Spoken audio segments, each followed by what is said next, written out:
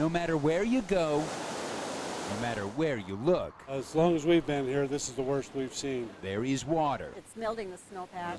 A lot of sandbagging, And the battle a lot of tractors. to stop it.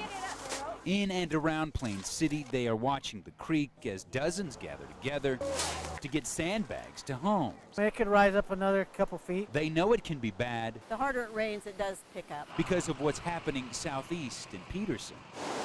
In Morgan County, water is lapping at the bridge bottoms, and they are clearing the waterways to keep that water from creating even more havoc. This is usually high, dry ground. Craig Manning already has water in his fields, and he knows it could get worse. It could rise up another couple feet. Plant some fish and go fishing, I guess. So far, the flooding is minimal, and they hope all this effort will mean good news.